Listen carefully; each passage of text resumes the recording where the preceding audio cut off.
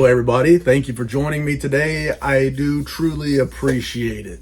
As you can see, I collect novelizations, and more specifically, I collect novelizations of movies that I really like. Not just every single one do I go out and get, but when it comes to novelizations, one of the most famous authors out there is a guy by the name of Alan Dean Foster. And Centipede Press did a book, the Memoirs of Alan Dean Foster, called The Director Should Have Shot You. And I didn't own this book, which didn't make any sense, really. No excuse, no logic behind it. Because I collect novelizations, and I have a bunch of them by Alan Dean Foster, I also like Centipede Press books. I like nice books, and I cannot lie. Anyway, the fact that it didn't make any sense at all that I didn't have this book, not only bothered me, but it bothered others. But a friend and fellow book collector, collector of Centipede Press books, named Jason Geis, couldn't stand it.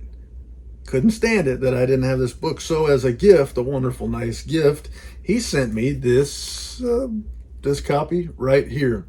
The Director Should Have Shot You, Memoirs of the Film Trade, Alan Dean Foster. And naturally, I read it right away and really did like the book. And I want to talk to you a little bit about what I found. So I don't always read fine quality books. In fact, I tend to be a whole lot more comfortable with used paperbacks that I can get very cheaply. And I don't got to worry about what happens to the book while I'm handling it and reading it and stick it in a bag, take it on a trip with me, or any of that kind of stuff. But obviously I made an exception for this one. I read it with the dust jacket off naturally. And what I found was I absolutely loved this book. 5 stars out of 5 stars. The suspense is done. There you go. If you asked what I thought, it was phenomenal. Now, there was a time in my life where I read a lot of biographies and autobiographies, but it's been probably 20 years or so since I've read one. So this is the first one I've read in a long time. And it was really great. And one of the things that I liked right off the bat was that this one didn't start off at the beginning of time. I didn't have to read about Alan Dean Foster's father and mother and where they grew up and where they went to school and what kind of a life they lived and all that kind of stuff. We got to fast forward kind of to the good parts where we're interested in his story, which is good.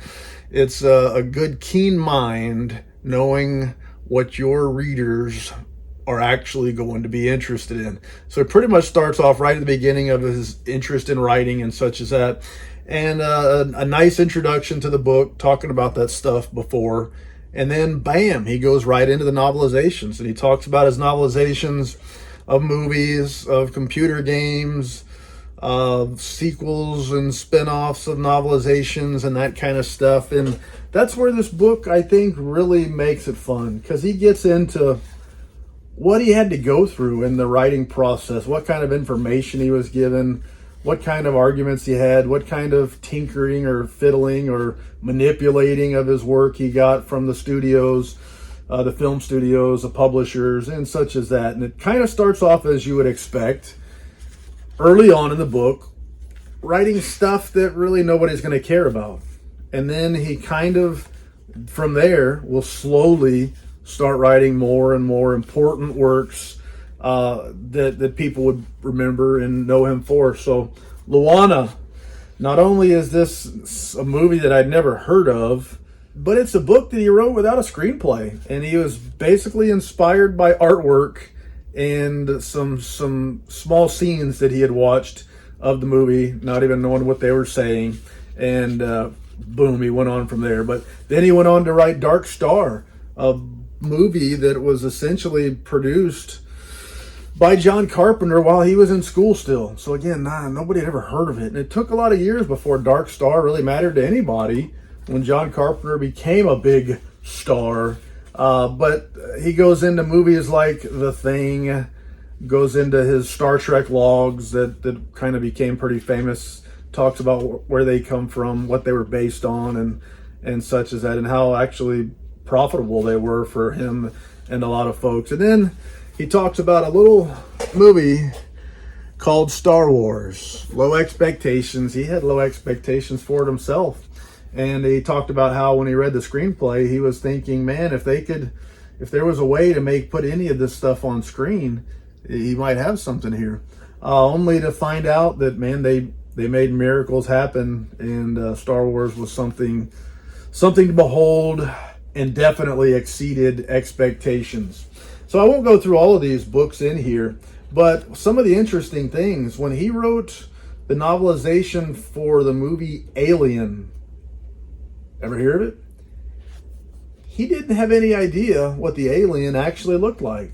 Not only would they not give him any pictures of the alien, they wouldn't give him any descriptions of the alien or anything like that. So looking back from right now, when we talk about the Alien franchise, the first thing that pops in my head is what the alien, the xenomorph, actually looks like.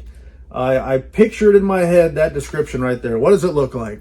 Now imagine writing a novelization for that movie, having no clue what the alien in question would ultimately look like. You've got to go through that whole book and describe it without describing anything, because what you don't want is you don't want to describe something and then in the movie it's completely different than what you're describing in the book.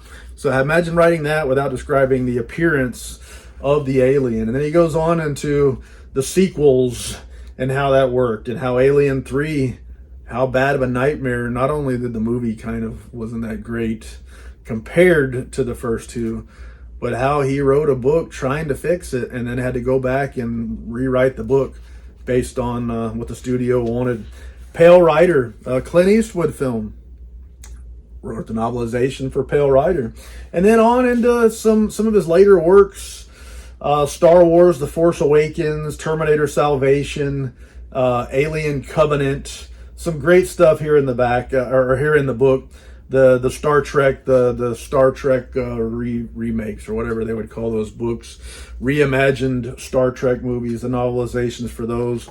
But the stories about the process of writing the book, the challenges that he faced, the things that he tried to fix, the suggestions that he made to the studios, the conversations with actors, directors, producers, how he got in trouble for some of these conversations, and Alan Dean Foster's penchant for always telling what he thought.